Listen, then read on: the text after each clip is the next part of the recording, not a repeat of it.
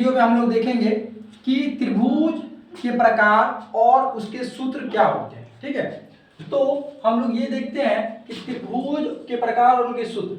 कोण के आधार पे जो त्रिभुज होते हैं उसके प्रकार कितने हैं? तो वो है 3 प्रकार के। एक है समकोण त्रिभुज, अधिक कोण त्रिभुज और न्यून कोण त्रिभुज। ठीक है, और भुजाओं के आधार पे त्रिभुज के प्रकार जो है वो भी 3 प्रकार के हैं। समद्विबाहु त्रिभुज, समबाहु त्रिभुज और विषम बाहु त्रिभुज होते हैं।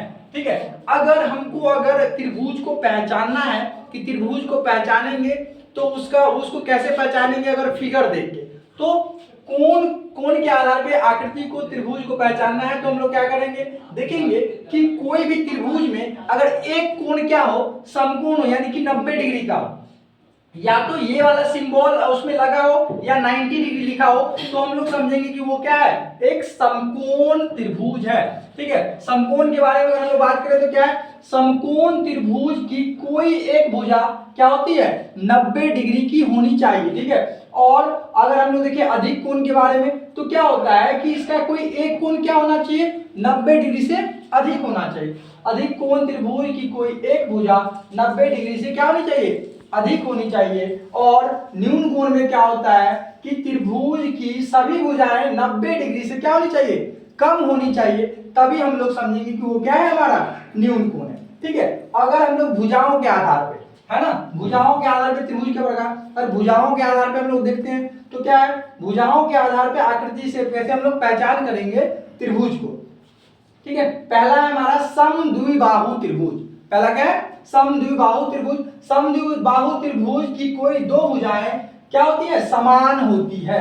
जैसे यहाँ पे ये सिंबल दिया हुआ है, डबल लाइन दिया हुआ है दोनों तरफ, तो ये और ये आपस में बराबर है। जरूरी नहीं है कि ये दोनों ही बराबर हो, ये और ये भी बराबर हो सकते हैं, ये और ये भी हमारा क्या हो सकता है? बराबर हो सकता है। तो कोई दो भुजाएं आपस में बराबर होगी तो हमारा क्या हो जाएगा? वो समद्विबाहु त्रिभुज हो जाएगा। ठीक है, समबाहु त्रिभुज क्या हो जाएगा? समबाहु त्रिभुज वैसा त्रिभुज जिसकी सभी भुजाएं आपस में क्या हो? बराबर हो। ये और ये तीनों भुजाएं आपस में क्या है? बराबर है।